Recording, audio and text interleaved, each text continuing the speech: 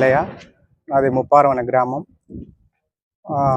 2023 డిసెంబర్లో గుండెపోయిన స్వామి సన్నాప్ శంకరయ్య అనే అతను నన్ను పేమెంట్ ఇన్వెస్ట్మెంట్ ఒక 10 లక్షల దాకా ఒక అప్పులలో ఉంటే నాకు హెల్పింగ్ సాయం చేస్తానని చెప్పి కొంతమంది చేత డబ్బులు తెప్పించి ఆ డబ్బులు టైం కడతానని చెప్పి ప్రామిసులు ఇచ్చేసి ఎన్నోసార్లు మాటలు తప్పి ముప్పారం అనే ఊర్లో మమ్మల్ని ఉండకుండా ఒక దొంగల్లాగా మమ్మల్ని ఉండలేని పరిస్థితి చేసింది. మా సొంత గృహంలో మేము ఉండలేని పరిస్థితి నెలకొంది.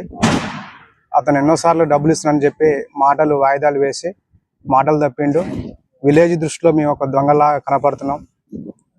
డబ్బులు ఇచ్చిన వాళ్ళు మా ఇంటి మీదకి వచ్చి దౌర్జన్యం చేసి కొట్టడానికి తిట్టడానికి ఎరకలోడు అని చెప్పి కులం పేరుతో దూషిస్తూ నానా రకాలుగా మనాబూతులు తిడుతూ చెప్పుకోని విధంగా హింసిస్తూ మాటల ద్వారా ఫోన్ల ద్వారా ఇంటికి వచ్చి రకరకాలుగా మమ్మల్ని మాటలకు గురి చేస్తున్నారు. పొలం పాస్బుక్ కుదబెట్టించిండు, సెల్ ఫోన్ కుదబెట్టించిండు, బైక్ కుదబెట్టించిండు, ఆటో అమ్మిపించిండు, మేకలు 3 సార్లు అమ్మిపించిండు. చేసిన పని ద్వారా వచ్చిన డబ్బులు కూడా తీసుకొని ఇన్వెస్ట్కి పెట్టుకొని ఒక 10 నెలలు హైదరాబాదు డబ్బులు ఇస్తారని పిలిపించి 10 నెలలు హైదరాబాద్లో దిల్సుఖ్ నగర్లో హాస్టల్లో ఉంచి రూపాయి బిల్ల ఇవ్వకుండా కనీసం మేము తిన్నది తినలేనిది కూడా చూడలేదు. మా తల్లికి వచ్చిన పింఛన్ పాయలు కూడా కొట్టించుకుంటూ ఎన్నో రకాలుగా మా కుటుంబాన్ని వేధించి చివరికి మేము పురుగుల మంది తాగి చనిపోయే పరిస్థితిని తీసుకొచ్చిండు.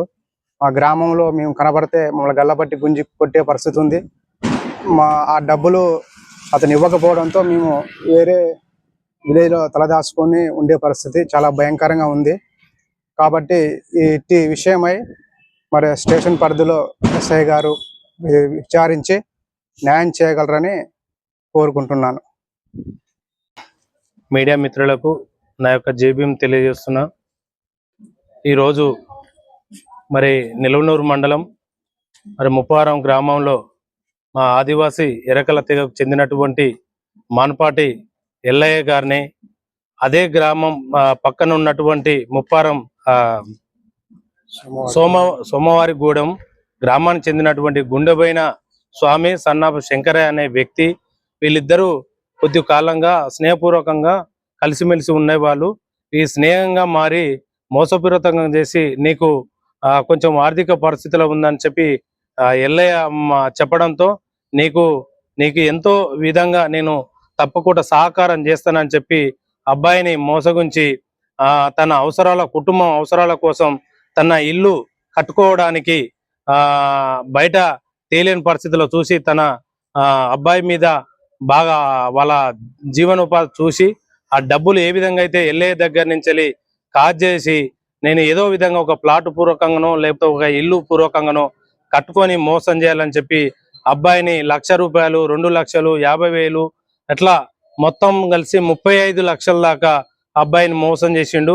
ఈ అబ్బాయి గిట 35 లక్షలు ఏ విధంగా ఎక్కడ తెచ్చిందంటే ప్రతి ఒక్కరు బాధ్యతల కాడ నమ్మకం కలిగిన కాడ తప్పకుండా 1,00,000, 2 లక్షలు, 5 లక్షలు ఈ విధంగా తెచ్చిండు.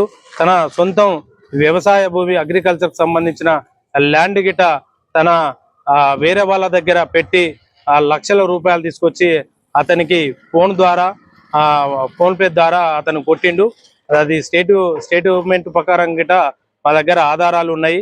అదే విధంగా తన సొంత మొబైల్లో ఆధారాలు ఉన్నాయని చెప్పి దాన్ని ఏ విధంగా అయితే మభ్య పెట్టాలి, ఆధారాలు లేకుండా చేయాలని చెప్పి తనకున్న మొబైల్ సెల్ ఫోన్ ద్వారా గిట తీసుకుపోయి మిర్యాలగూడెంలో ఒక వ్యాపార వ్యక్తి దగ్గర కుదబెట్టి ఆ సెల్ ఫోన్ ద్వారా వచ్చినటువంటి 8,000 రూపాయలు గిట అతనే కాల్ చేసిండు. దాంతో పాటుగా తనకున్న మోటార్ సైకిల్ని గిట వేరే వ్యాపారస్తుని దగ్గర పెట్టి గిట అతను కానించలు గిట ఆ డబ్బులు తీసుకొని మరి తన పబ్బం గడుపుకుంటా సంవత్సరం నుంచి అబ్బాయిని ఈ ఊర్లో ఉంటే తప్పకుండా నా మొత్తం బయోడేటా బయట పెడతానని చెప్పి హైదరాబాద్లో కాలయాపన చేస్తుండు.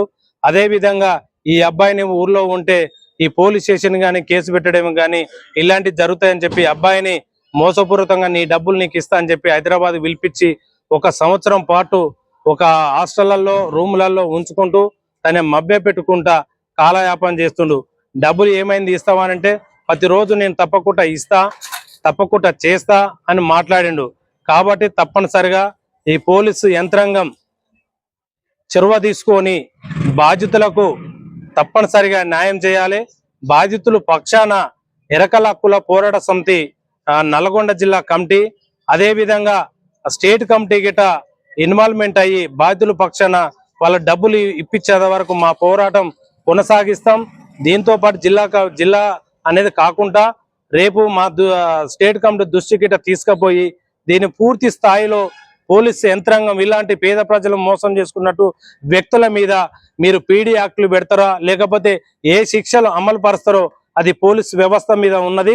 దీంతో పాటుగా ఈ రోజు నిలమనూరు పోలీస్ స్టేషన్ లో మేము పిటిషన్ దాఖలాలు చేసినాం. అదే విధంగా మరి ఎస్ఐ గారు లేకపోవడం అక్కడ ఏఎస్ఐకి ఇచ్చినాము.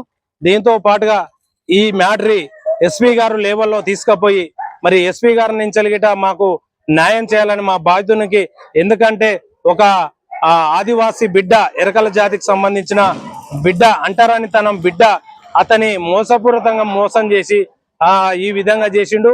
వాళ్ళ కుటుంబం ఈ రోజున రోడ్డున పడి పురుగుల మందు తాగి ఆత్మహత్య చేసుకునే పరిస్థితి ఏర్పడ్డది. డబ్బులు పోయినాయి, తన కుటుంబం పోతుంది. కాబట్టి పోలీస్ యంత్రాంగం ఎమ్మటే ఇక్కడ నిలమనూరు ఎస్ఐఏ గాని ఎస్పీ గారే గాని త్వరలోనే తక్షణమే వాళ్ళ అమ్మా నాన్నని, వాడు అందుబాటులో లేకపోతే దొరకకపోతే వాళ్ళ అమ్మా నాన్నని తీసుకొచ్చి పోలీస్ స్టేషన్ లో కూర్చోబెట్టి వాడిని విచారించినట్టయితే ఆ డబ్బులన్నీ ఎక్కడ పోయినాయి, ఎటువైపు పోయినాయి, ఏం చేసిండు అన్నది పూర్తి సమాచారం పోలీస్ యంత్రాంగానికి తెలుస్తుందని ఈ సందర్భంగా డిమాండ్ చేస్తున్నాం.